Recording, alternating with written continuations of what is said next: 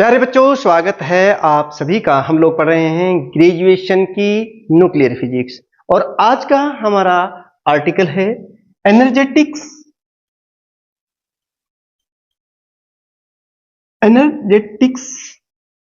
Of alpha decay. आज हम आपको बताने वाले हैं कि अल्फा डिके या अल्फा डिसइंटीग्रेशन के दौरान कितनी एनर्जी रिलीज होती है और किन किन फैक्टर्स पर वो डिपेंड करती है, उसका एक्सप्रेशन क्या है, मतलब उसका फार्मूला क्या है, ये चीज हम यहां निकालेंगे। अब ये देखिए, चलिए शुरुआत करते हैं कि पहले हम ये देख लेते हैं ये अल्फा डिके है क्या।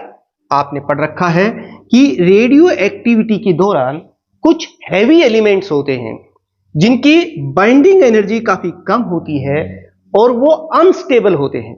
मैं एक उदाहरण देता हूं कि जैसे कोई पानी की जहाज है, उसमें बहुत ज्यादा वजन रखा हुआ है और वो उसको बाउंड भी नहीं कर पा रहे उस सामान को, और वो बहुत ही अनस्टेबल है, इस तरह से हिल रही है। अब होगा क्या, करना क्या पड़ेगा? अगर हम चाहते हैं कि वो स्टेबल हो तो हमें उसमें से कुछ सामान को बाहर निकालना होगा ताकि जो है वो स्टेबल हो जाए। इसी तरह से ये जो हैवी एलिमेंट होते हैं ये अपने अंदर से कुछ रेडिएशंस, कुछ पार्टिकल्स जैसे alpha particle, beta particle, gamma rays, इनको ये इमिट करते हैं ताकि स्टेबिलिटी गेन कर ले। इस प्रोसेस को हम रेडियो एक्टिविटी कहते हैं। रेडियो एक्टिविटी के दौरान ये अल्फा पार्टिकल जो है ये इमिट होता है, इसे हम कहते हैं अल्फा डिके। इसमें ये अल्फा पार्टिकल में बार बार आया है, ये अल्फा पार्टिकल जो है ये 2 हीलियम 4 न्यूक्लियाई है, यानी कि it is the helium nuclei having 2 unit positive charge and 4 unit mass. जैसे ये एक हमारे पास कोई न्यूक्लियाई है जो अल्फा पार्टिकल पैदा करेगी, और पैदा करने वालों को क्या कहा जाता है? पेरेंट न्यूक्लियाई है कोई। और ये देखिए इसने पैदा किया, जो पैदा होते हैं उन्हें क्या कहते हैं? डॉटर। तो ये डॉटर न्यूक्लियाई होगी वाई, और इसका चार्ज भी कम हो जाएगा और मास भी कम होगा। कैसे, वो अभी मैं आपको बताऊंगा। और साथ में पैदा होता है हमारा अल्फा पार्टिकल यानी कि हीलियम न्यूक्लियाई, और साथ में ये एनर्जी। ये इस पूरे प्रोसेस के दौरान इस न्यूक्लियर रिएक्शन का हम सहारा लेंगे, ठीक है। अब चलिए, इससे तो हमें ये पता चल गया कि ये अल्फा डिके है क्या। ये पेरेंट न्यूक्लियाई है, ये डॉटर न्यूक्लियाई है। हम कहेंगे during alpha decay A daughter nuclei is produced with mass decreases by 4 and charge or atomic number decreases by 2 than the parent nuclei. Parent nuclei के comparatively ये daughter nuclei है जिसका charge 2 unit कम हो जाता है और जिसका मास by 4 डिक्रीज कर जाता है, और ये अल्फा पार्टिकल पैदा होता है। और ये जो दिखाई दे रहा है ना, यही है सब कुछ। इसे ही हम कह रहे हैं अल्फा डिके या अल्फा डिसइंटीग्रेशन एनर्जी, और the energy released during the alpha decay. During alpha decay, प्यारे बच्चों देखिए, during alpha decay A daughter nuclei form with charge decreases by 2 and mass decreases by 4 then parent nuclei. पैदा करने वाले को parents कहते हैं, पैदा होने वाले को डॉटर कहते हैं। Parent nuclei produce a daughter nuclei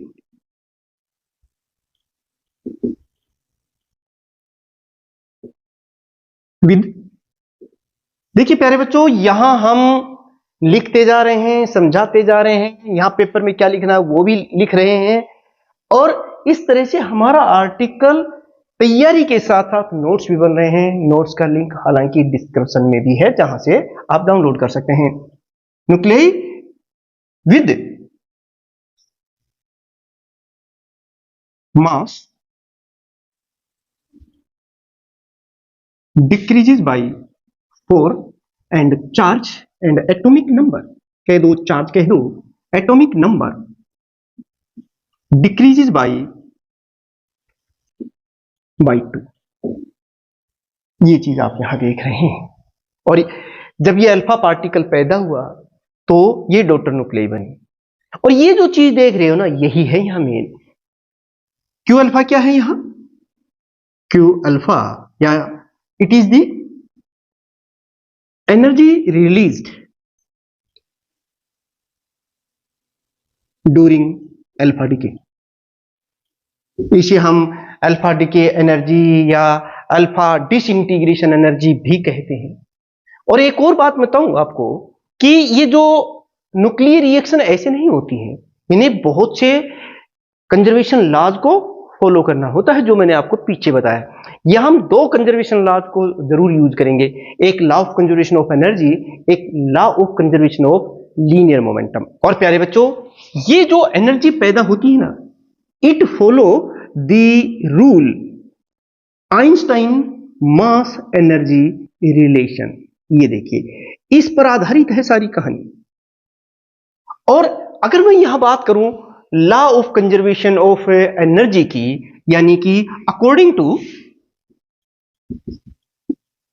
law of conservation of energy, प्यारे बच्चों आप जानते हैं कि जो total energy of the reactant is equal to the total energy of the product होती ही है। तो रिएक्टेंट की एनर्जी कितनी है? ये जो हमारी पेरेंट न्यूक्लियाई है ना, ये एक तरह से रिएक्टेंट का काम कर रहा है और ये इसको रेस्ट में मान रहे हैं। तो आप बता सकते हैं इसकी एनर्जी कितनी हो जाएगी? मैं यहां लिख देता हूं। मान लो इस पेरेंट न्यूक्लियाई का मास ये है, और तो इसकी रेस्ट मास एनर्जी कितनी हो जाएगी? mp into C square. ठीक है, एक्स से लिखना चाहे कैसे भी लिख ले, मैं इसी फॉर्म में लिखूंगा। And it is equal to, ये तो रिएक्टेंट हो गई।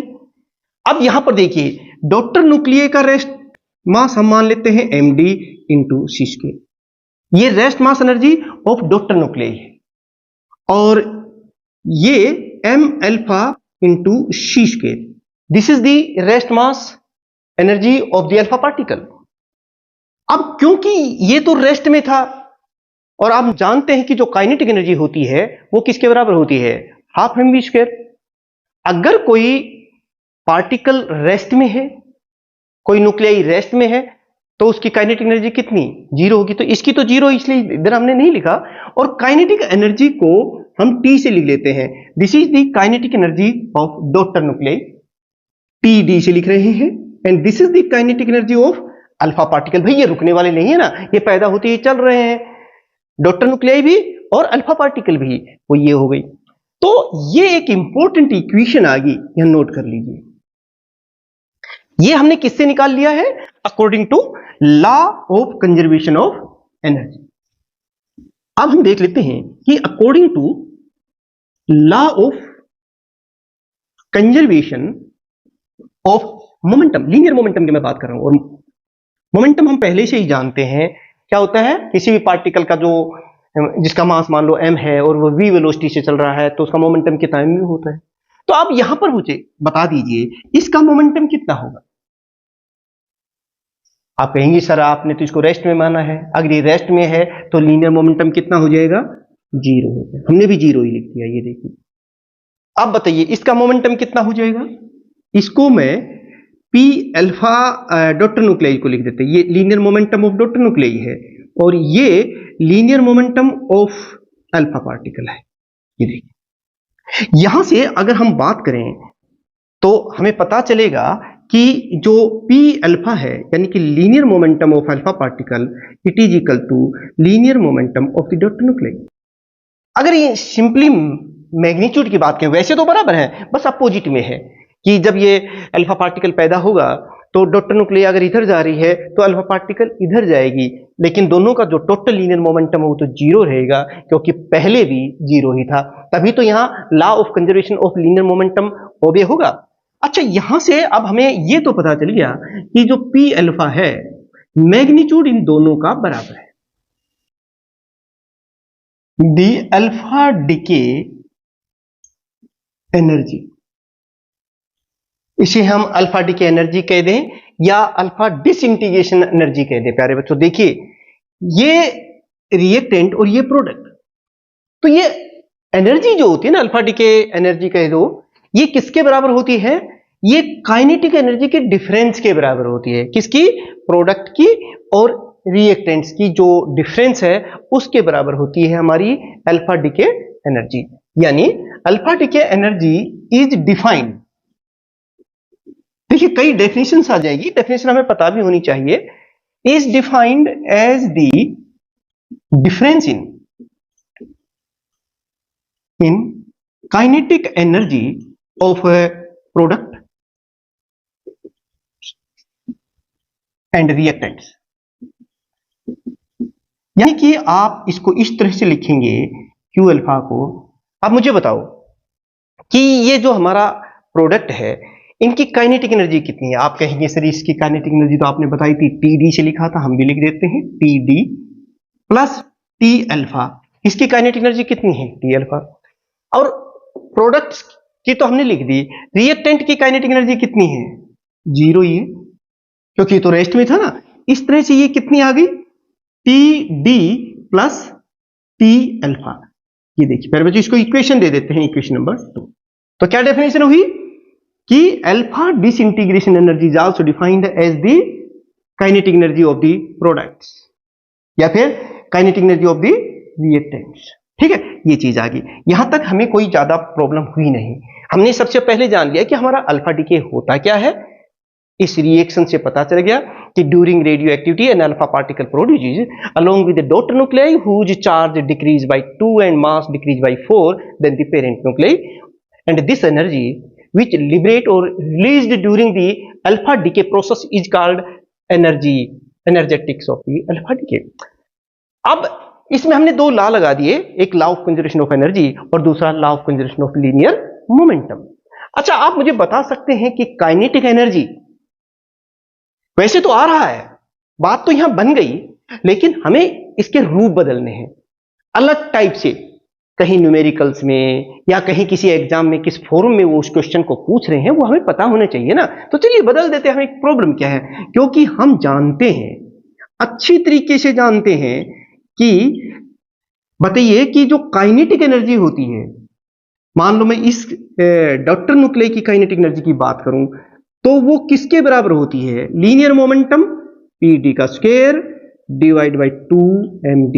बताइए, जानते हैं, क्योंकि हम जानते हैं कि काइनेटिक एनर्जी का जो फार्मूला होता है वो पी स्क्वायर बाई 2m ही होता है, और वो हमने यहां पर लिख दिया।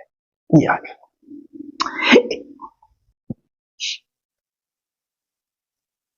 एक चीज हमने अभी अभी यहां देखी थी, यहां से जरा नजर डालिए कि सर पी डी यानी लीनियर मोमेंटम ऑफ डॉटर न्यूक्लियई, तो लीनियर मोमेंटम ऑफ अल्फा जो पार्टिकल है उसके ही बराबर है। तो फिर हम इसको ऐसे भी तो लिख सकते हैं, P alpha square divided by 2md। ये देखिए, ये चीज हमें। अब यहां पर आप एक पॉइंट देखिए, इसके स्थान पर हम क्या लिख सकते हैं? जरा ध्यान से देखना, टीडी, कुछ नया नहीं कर रहा हूं। ये क्या है? m, क्योंकि हम जानते हैं एम वी। पी अल्फा किसके बराबर है? Linear momentum of alpha particle, mass of the alpha particle और velocity of the alpha particle, यही है। तो फिर यहां क्या हो जाएगा? एम अल्फा का स्क्वायर और वी अल्फा का स्क्वायर, ये और डिवाइडेड बाई 2md। ये है। इसको थोड़ा सा अरेंज कर लेते हैं। आप देखिए कैसे कर रहे हैं, 1/2 एम अल्फा, एक अल्फा हमने यहां से ले, ये देखिए एम अल्फा है ना, यहां से ले लिया है, और वी अल्फा का स्क्वायर क्यों दिया है वो भी आपको पता चल जाएगा। ये दिए 2 भी ले लिया है, इसमें से एक एम अल्फा भी ले लिया है और वी अल्फा का स्क्वायर भी ले लिया, बच गया वो लिख देते। एक तो एम अल्फा बचा हुआ है और नीचे एक md बचा हुआ है। ये क्या है? Half mv square. ये तो काइनेटिक एनर्जी का फार्मूला है, और किसकी काइनेटिक एनर्जी है? अल्फा पार्टिकल की, यानी T alpha into m alpha by m। ये हमारे पास kinetic energy of daughter nuclei आ गई। Now put this value of TD in equation 2, यहां पर रख दीजिए, यानी कि इक्वेशन 2 बिकम्स नाउ, वो अब हम यहां लिख देते हैं। कितनी होगी? इक्वेशन 2 बिकम्स, बताओ प्यारे बच्चों, ये Q अल्फा है, हम भी लिख देते हैं, और ये किसके बराबर है? ये आप देख लो TD, इसके स्थान पर हम लिख रहे हैं T alpha m alpha divide by md plus T alpha. इसको थोड़ा सा हम सिंप्लीफाई भी कर देते हैं, दोनों में T अल्फा यानी कि kinetic energy of alpha particles common आ रही है, तो हम ले लेते हैं T alpha into m alpha plus md, इसको एलसीएम ले लेते हैं, डिवाइड बाई md। ये चीज हमने लिख दी, ये Q अल्फा के बराबर है। एक स्क्रीनशॉट लीजिए, फिर इस इक्वेशन को हम थोड़ा आगे इलोबरेट करते हैं, समझाते हैं आपको। Q alpha is equal to, देखिए प्यारे बच्चों, अब हम इसको कैसे लिखेंगे? ये T अल्फा तो खैर है ही, into m alpha plus md divided by md। ये था। अब जो मैं, ये जो मास है ना, हम मास नंबर की फॉर्म में ले लेते हैं, यानी कि इन टर्म्स ऑफ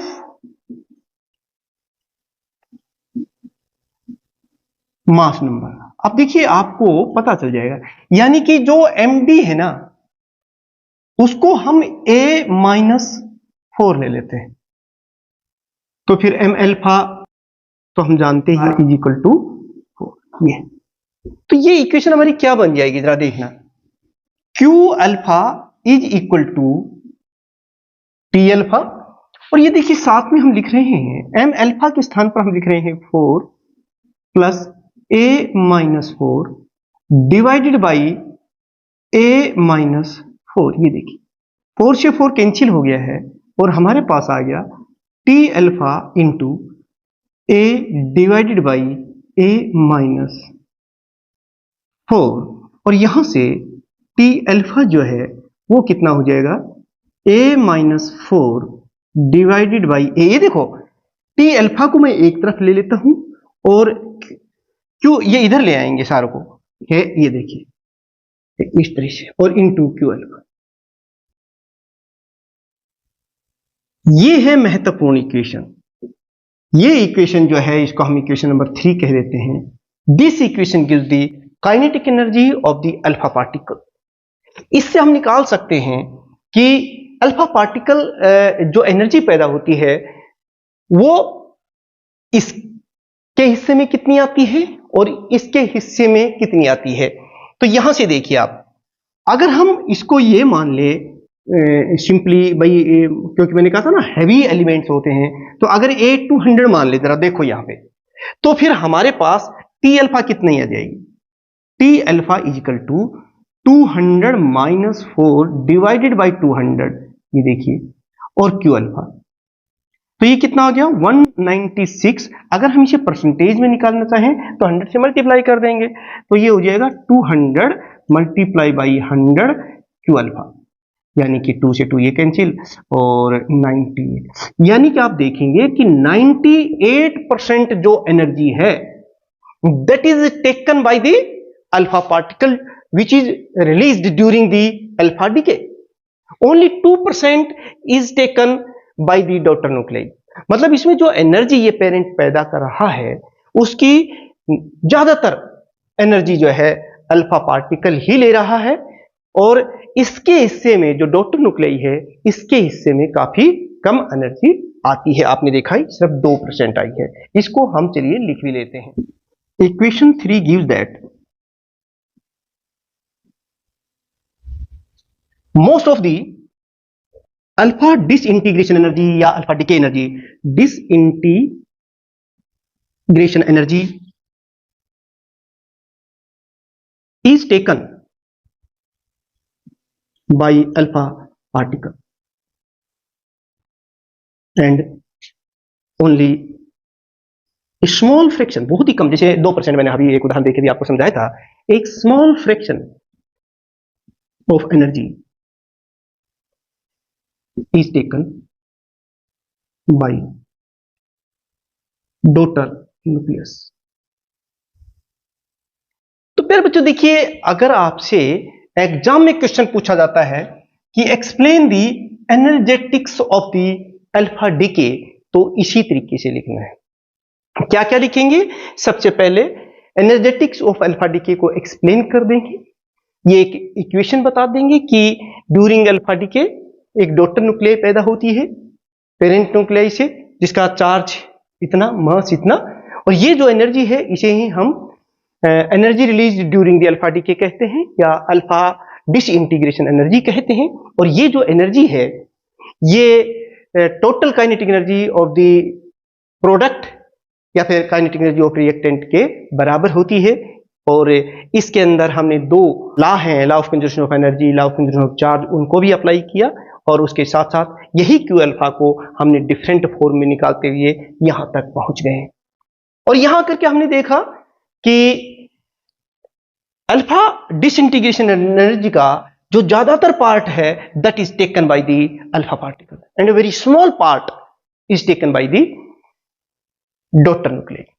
तो प्यारे बच्चों, ये लेक्चर कैसा लगा? मतलब ये आर्टिकल आपका तैयार हुआ कि नहीं हुआ, मात्र एक बार देखने पर, अगर हुआ तो कमेंट्स यस जरूर कर दें, और अगर नहीं हुआ तो नो कर दें, और अगर अच्छा लगा तो लाइक कर दें, और अगर नए जुड़े हैं तो सब्सक्राइब कर ले अपने दोनों चैनल्स को, जिनका लिंक डिस्क्रिप्शन में है। और अगर आप मेरे पहले से ही मेरे प्रिय स्टूडेंट्स हैं तो फिर आप अपने दूसरे जो साथी हैं उनको शेयर कीजिए। आप ये जरूर बताइएगा कि आप कहां से बिलोंग करते हैं, कम से कम अपना नाम और अपनी शहर या अपनी जगह का नाम, अपने देश का नाम जरूर बताएं। तो प्यारे बच्चों, ऐसे ही मिलते हैं एक और इंपॉर्टेंट आर्टिकल के साथ। तब तक आप बहुत ही मन लगा करके पढ़ते रहिएगा और आगे बढ़ते रहिएगा। आप सभी स्टूडेंट्स का बहुत बहुत धन्यवाद। Thank you very much.